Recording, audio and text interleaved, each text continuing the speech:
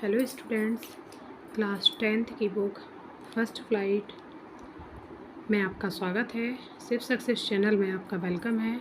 हम आज class 10th की बुक फर्स्ट फ्लाइट की poem a tiger in the जू के बारे में पढ़ना चाहते हैं, जिसको लिखा है लेस्ली नूरिश के द्वारा। देखिए, अब हम बॉक्स में जो कंटेंट लिखा है उसके बारे में देखते हैं। This poem contrast a tiger in the जू with the tiger in its natural habitat.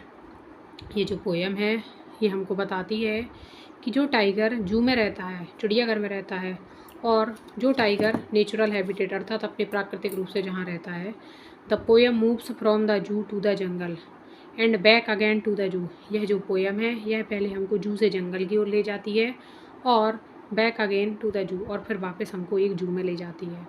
Read the poem silently. Poem को ध्यान से पढ़िए and say which stanza speak about the tiger in the zoo. और बताइए कि कौन सा स्टांजा है जहाँ से आपको ये पता चलता है कि जो टाइगर है वो जू में है। And which ones speak about the tiger in the जंगल।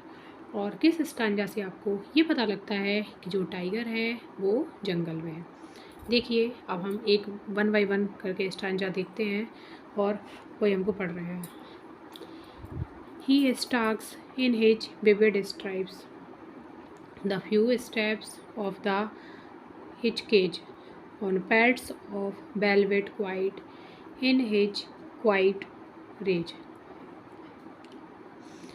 तो जो नूरिस हैं वो बता रहे हैं कि जो टाइगर है किस तरीके से एक टाइगर ही स्टाक्स मतलब पीछा करता है इन हिज विविड स्ट्राइप्स, बिल्कुल डीप अपने जो पदचिन्ह है ऑरेंज या जो ब्लैक कलर का जो उसके जो होते हैं, किस तरीके से वो टाइगर पीछा करता है। The few steps of his cage, अर्थात अपने पिंजड़े में ही वो कुछ पग आगे की ओर चलता है और फिर पीछे चला जाता है। On pads of velvet quite, और उसके जो पाँव के पंजे हैं वो वेलवेट अर्थात मखमल की तरह शांत हैं। अर्थात जब कोई भी टाइगर चलता है तो उसके चलने की आवाज़ कभी भी नहीं आती है, क्योंकि उसके अंदर चालाकी होती है कि वो कितने शांति से अपने पैरों को आगे रखेगा। इन हिज क्वाइट रेज, और उसका जो गुस्सा है वो भी बहुत शांत है। अर्थात जब कोई भी टाइगर किसी भी टाइगर को किसी पिंजड़े के अंदर अगर कैद कर लिया जाए तो उसको गुस्सा तो आती है, लेकिन वो अपने गुस्से को शांत रखता है क्योंकि वो बेबस है। अगर यही टाइगर जंगल में होता और वो किसी इंसान को देख ले तो क्या वो शांत रहेगा या फिर गुस्से को शांत करेगा? नहीं, वो उस इंसान का शिकार कर लेता है। लेकिन वही टाइगर यदि किसी जू में, किसी चिड़ियाघर में पिंजड़े के अंदर कैद रहता है तो वो है अपने गुस्से को कंट्रोल करता है, क्योंकि वह चाह कर भी व्यक्ति का शिकार नहीं कर पाता। देखिए, अब हम सेकंड स्टांजा देखते हैं। He should be lurking in shadow, sliding through long grass, near the water hole where plump deer pass. तो जो नूरिश है वो बता रही हैं he should be lurking in shadow, कि ये जो टाइगर इस चिड़ियाघर में पिंजड़े में कैद है, इस टाइगर को तो जो पेड़ पौधों की झाड़ियाँ होती हैं उनमें छुपा होना चाहिए था। स्लाइडिंग थ्रू लॉन्ग ग्रास, और जो लंबी लंबी घास होती है उसके पीछे इसको छिपा रहना चाहिए था। Near the water hole where plump deer pass, और इसे तो वाटर सोर्स के पास होना चाहिए था जहाँ पर मोटे ताजे हिरन पानी पीने के लिए आते हैं। अर्थात जो टाइगर हैं वो उनके शिकार करने का तरीका होता है कि वो झाड़ियों में छिप जाते हैं या फिर किसी पानी सोर्स के पास छिप जाते हैं या फिर लंबी लंबी घास में छिप जाते हैं, ताकि कोई भी जीव अर्थात हिरन टाइप से कोई भी जीव अगर पानी पीने के लिए आएगा तो वो उस हिरन को अपना शिकार बना लेंगे। देखिए, हम थर्ड स्टांजा देखते हैं।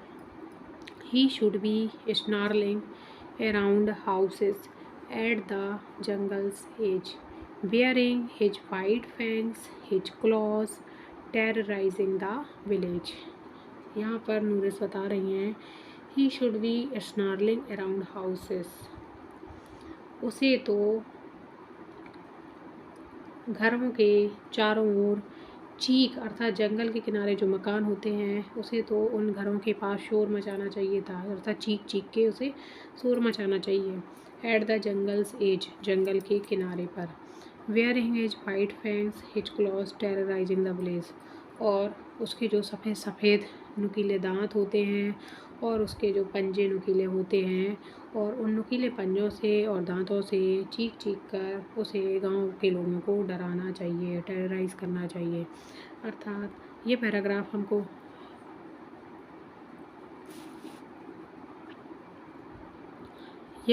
हमको बताता है कि किस तरीके से एक जो शेर होता है वो जंगल के किनारे चीखता है, चिल्लाता है, और जंगल से लगा हुआ जो गांव होता है, गांव के लोगों को किस तरीके से वो भयभीत करता है। देखिए अब हम 4th स्टांजा देखते हैं। But he is locked in a concrete cell, his strength behind bars, stalking the length of his cage, ignoring visitors. यहाँ पर जो नूरिश हैं वो बता रही हैं कि जो टाइगर है locked in a concrete cell, अब ये कॉन्क्रीट शेल अर्थात जो सीमेंट की दीवार बनी हुई है इसके अंदर ये कैद है, लॉक है। हिज स्ट्रेंथ बिहाइंड बार्स, ये जो चिड़ियाघर में जो पिंजड़े के अंदर टाइगर है ये भी ताकतवर है, इसके अंदर भी वही स्ट्रेंथ है जो किसी खुली हवा में रहने वाले जंगली शेर में होती है। Stalking the length of his cage, और वह अपने पिंजड़े की लंबाई को नापता रहता है। इग्नोरिंग विजिटर्स, और जो विजिटर्स उस टाइगर को देखने के लिए आते हैं तो वो टाइगर उन विजिटर्स को इग्नोर करता है। अर्थात कहने का आशा ये है कि लोग चिड़ियाघर में तो उस टाइगर को देखने के लिए आते हैं, लेकिन ये जो टाइगर है उसे उन विजिटर्स में कोई भी इंटरेस्ट नहीं होता है। वो तो परमानेंट अपने पिंजड़े की हाइट को नापता रहता है, और वो भी बहुत ताकतवर है चूँकि उसकी जो स्ट्रेंथ है वो उन दीवालों के बीच में कैद है, इसीलिए वो टाइगर बेचारा बेवश है। और वह बेवश होने के कारण जो विजिटर्स उसे अपने इंटरटेन के लिए देखने के लिए आते हैं तो उसे उन विजिटर्स में कोई भी दिलचस्पी नहीं है। अब देखिए लास्ट स्टांजा हम देख रहे हैं। He hears the last voice at night, the patrolling cars, and stares with his brilliant eyes at the brilliant stars. ये जो हमारा टाइगर है तो जो नूरिस हैं वो बता रही हैं कि इस तरीके से टाइगर का पूरा दिन चिड़ियाघर में पिंजड़े के अंदर कैद रह के निकल जाता है, और रात में वह पेट्रोलिंग कार्स की केवल आवाज़ें सुनता है। अर्थात रात्रि के समय जब सारे विजिटर्स चले जाते हैं तो वहाँ जो पेट्रोलिंग कार्स से जो कुछ लोग विजिटर्स अर्थात कुछ निगरानी करने वाले गार्ड लोग आते हैं तो वह केवल उनकी पेट्रोलिंग कार्स की आवाज़ को ही सुन पाता है।